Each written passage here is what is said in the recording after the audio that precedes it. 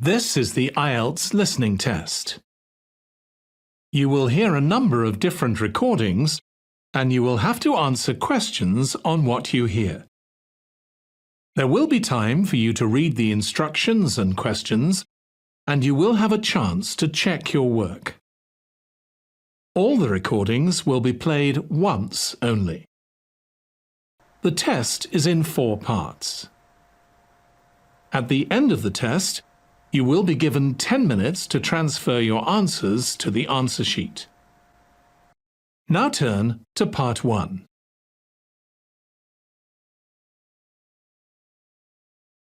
Part 1. You'll hear a conversation between a car insurance agent and customer. First, you have some time to look at questions 1 to 6.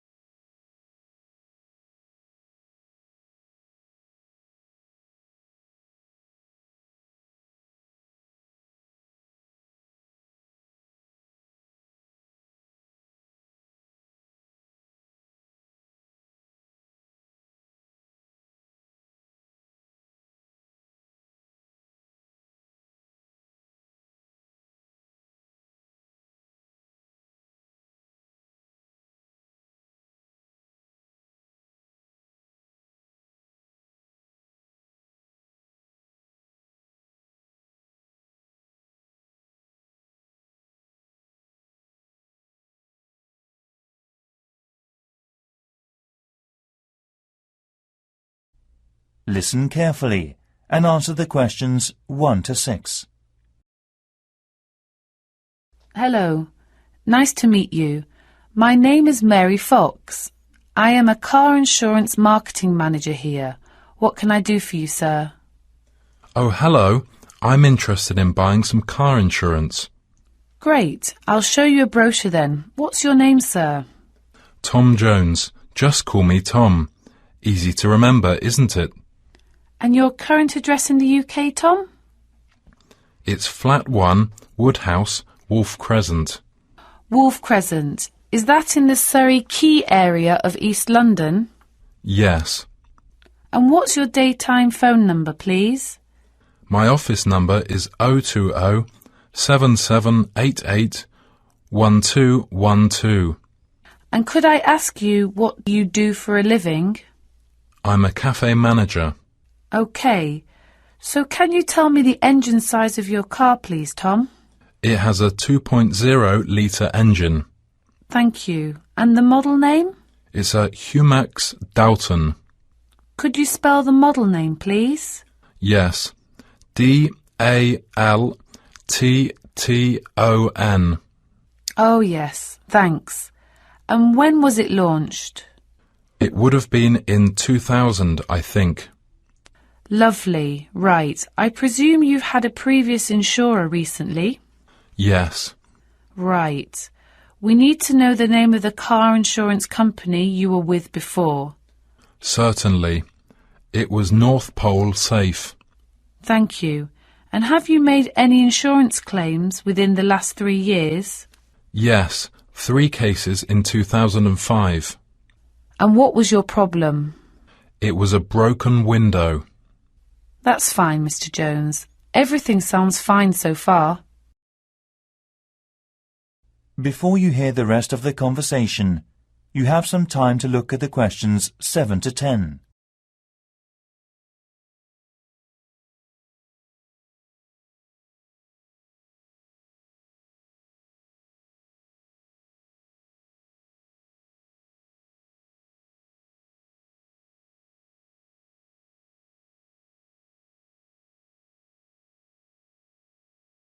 Now listen and answer questions 7 to 10.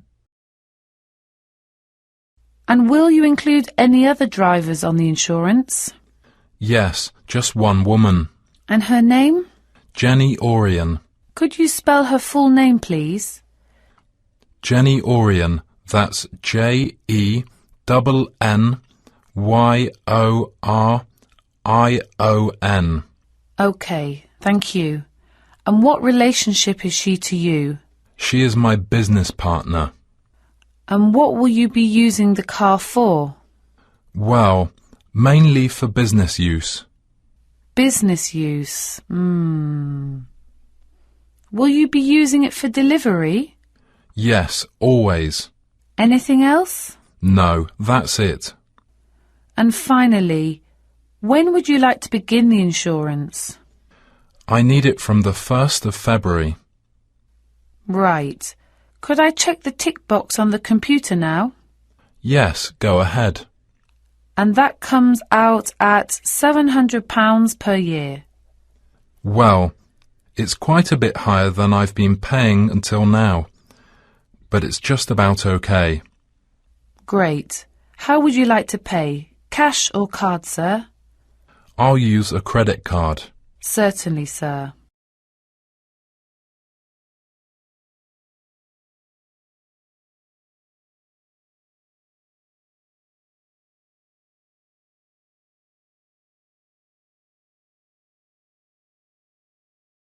That is the end of part 1.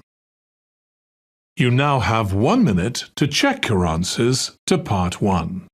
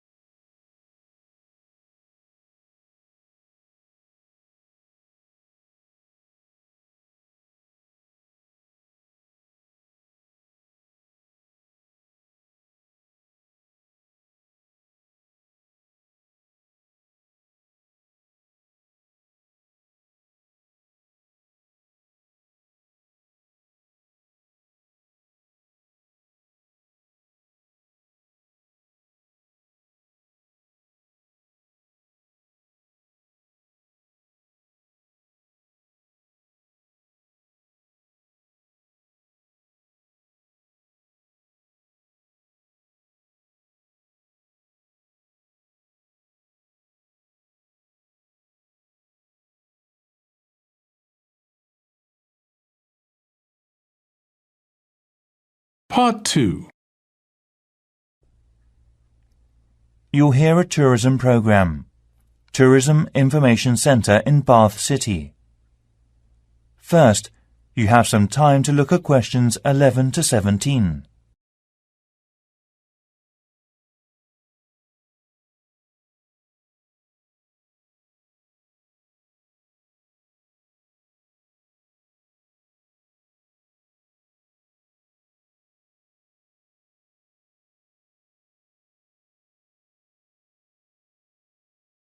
Now listen carefully and answer the questions 11 to 17. Thank you for visiting the Elephant Tourism Centre in the city of Bath. First of all, we have various attractions to see in the Roman Bath city, and we'd like to offer plenty of information that you may not have thought of before. How about a tour of the city by bus? There are 4 main stations, from south to north. Stop A, Palace Gardens.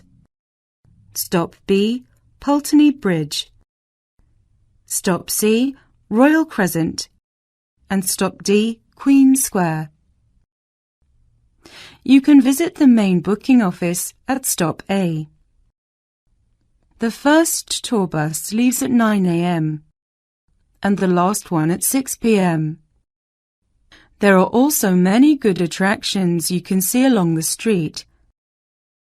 At stop A, if you have a break, you can visit the beautiful garden of the Middle Ages. It is like Rome. It's very close to the ticket box. You can also enjoy a concert in the centre of the garden. Stop B. Why don't you visit the Riverside restaurant with its landscape across the path? It is a place where you can sit and enjoy the spectacular views over the old hockey playground and ballrooms outside of the old buildings of the city. Stop C is the Royal Crescent, built between 1767 and 1774. It is a residential road of 30 houses, laid out in a crescent in the city of Bath, England. It was designed by the architect John Wood. It is among the greatest examples of Georgian architecture to be found in the United Kingdom, and is a Grade 1 listed building. Further along at Stop D, Queen Square. The most exciting place to visit is the Roman Baths, used for the buildings housing their public baths. After sightseeing, you can visit the Team Bath Spa, but you have to pay for that by the hour. Before you hear the rest of the program, you have some time to look at the questions 18 to 20.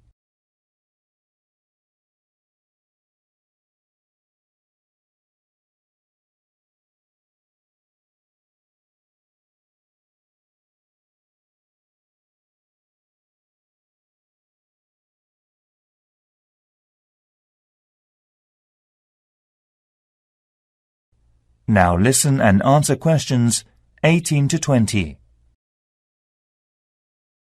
Besides, there are city boat tours. 2 local tour companies give special services. The Roman Boat Company operates all of its tours with an audio tour guide service available in English, German, French, Korean, Japanese, and Chinese. Tours leave from 9 a.m. every 30 minutes. The boat departs from the Palace Gardens. Tickets are valid for 48 hours. Another company, the Best Boating View Company, is available with a live commentary in English only. Boats depart from Pulteney Bridge every hour from 9:30 a.m. with the last boat departing at 6:30 p.m. This service also offers refreshments free of charge.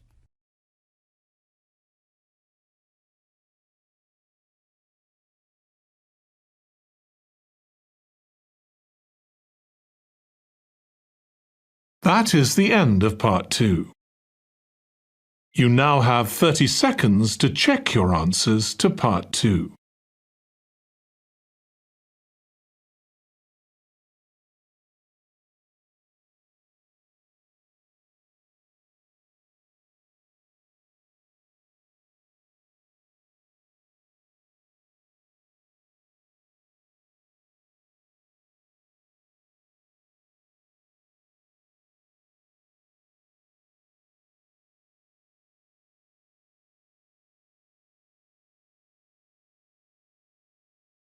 Part 3.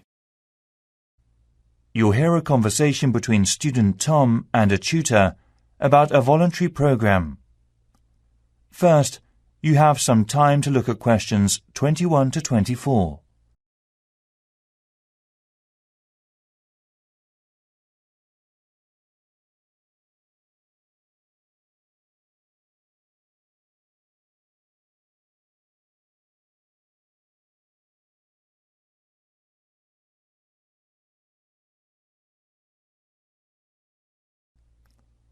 Now listen carefully and answer the questions 21 to 24.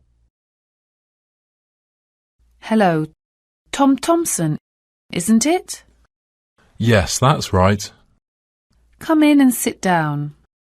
Thanks. Right. Well, Tom, as we explained earlier, in this part of the interview, we would like to talk through your application form, your career experience and educational background, and so on.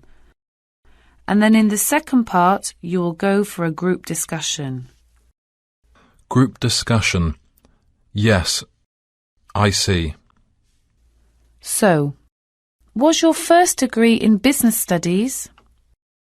Yes, but I also majored in educational science. And you graduated in 2002. And I know you have been doing some teaching. Yes, I worked as a volunteer in a primary school in Vietnam. I was there for about 3.5 years in total, from 2003 to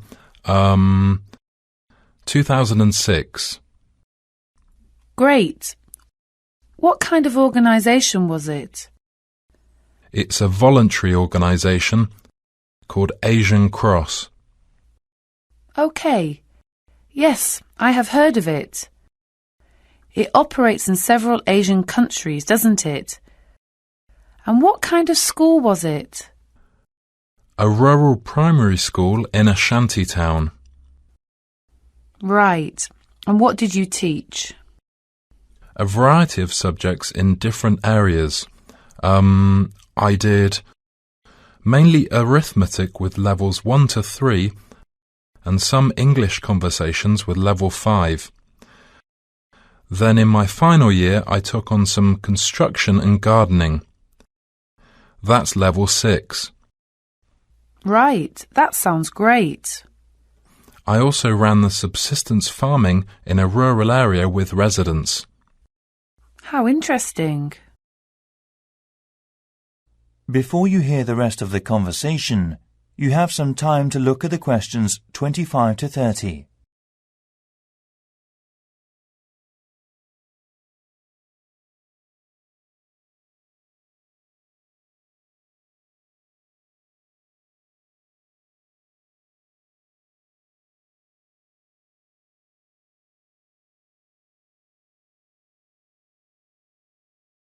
Now listen and answer questions 25 to 30. And how did you join the voluntary organisation?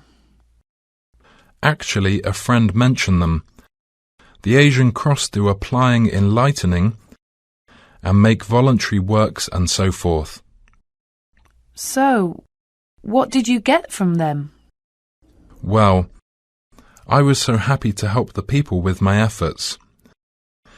At the end, I was so proud of myself as a volunteer. Sometimes I was really sharing a lot and understanding the others.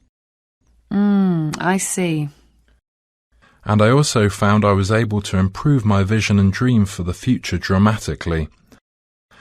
I made up my mind to extend my voluntary work to other countries as well. Right. Did you travel at all while you were there? Yes, I did. We set up a very successful project teaching computer class and donating second-hand bicycles locally. Really? Sometimes while working there, I went to London to raise money for building new farms with a part-time job. So, what's next? The local governor sponsored all volunteers' visas and paid for their accommodation and travel costs. You're lucky, aren't you? Anyway, why did you want to teach construction and gardening? I had a couple of part-time jobs when I was at university. I have now realised I like teaching best, and I chose construction and gardening because they are my favourite hobbies and because I think they have so many useful applications. OK. You have certainly had some interesting work experience. I'll ask you now.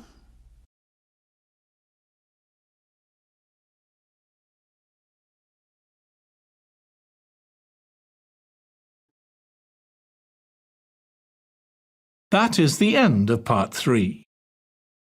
You now have 30 seconds to check your answers to part 3.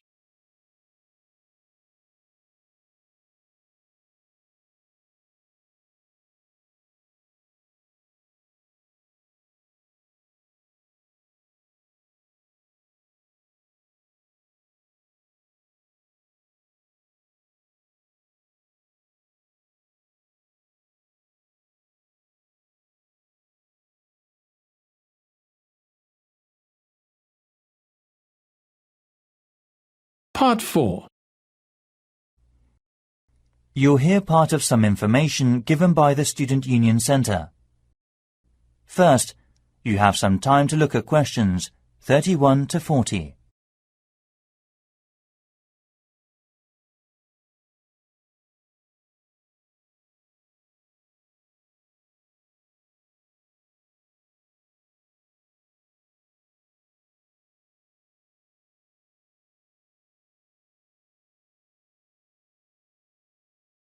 Now listen carefully and answer the questions 31 to 40. We are very happy that the college authority has accepted the students' suggestions about the design of a new library and student union building.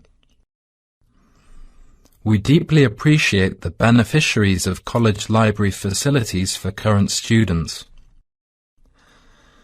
We have researched the best ways to find out student opinions and use them to help us make decisions. Initially, there was a student union meeting that was held last week. Then, in the main hall in King's Building, we invited all students to hand in suggestions for the design of new buildings, placing cards in a suggestion box. The suggestions enabled us to design a questionnaire that was completed by around 3,000 students over 1 month. As a result, the college authority collected the results and made a report. This presentation is basically a workshop based on the main points that came up in the questionnaire. Most of all, regarding the critical areas of the site, we reviewed the 4 options which you have suggested. Number 1 will be in the centre of the college, near the fountain. Number 2 will be at the corner at Maple in the north. Number 3 will be near the student accommodation building. And number 4 will be near the business school. We have reflected students' need to cite reasons for or against these sites. So there are a number of issues with all 4 sites. It seems Site 1 was so crowded and noisy. Site 2 is a popular choice because it's quiet and a short distance from the lecture rooms. Site 3 was unpopular due to parking problems. Finally, number 4 was too far from the other colleges. Furthermore, our second suggestion for the student union building is obviously the facilities for leisure and sports. We would like a big fitness centre and, if possible, a swimming pool that is close to competition size. Also, we want to set up a variety of things that cater to students' needs, such as a job centre, travel agent, language centre for international students, internet cafe, and so forth. Additionally, at the Student Counselling Centre and Luxury Refectory will also be there. However, we are also considering a drama theatre. Just over 30% of the respondents were in favour of this, and 25% were against it. Around 45% were neutral. 70% of respondents are in favour of the student union building being located close to the accommodation buildings, as this will be more convenient for them. Although there are some concerns about security and fire. Also, the student union deeply insisted that a video surveillance system and security guard team that check the student union ID cards are in place. Finally, these buildings will be maintained well, as this is important for students' welfare. As I said, further details and information will be given in our college newspaper, but for now, I would be glad to answer any questions you may have. That is the end of Part 4. You now have 1 minute to check your answers to Part 4. That is the end of the listening test. In the IELTS test, you would now have 10 minutes to transfer your answers to the answer sheet.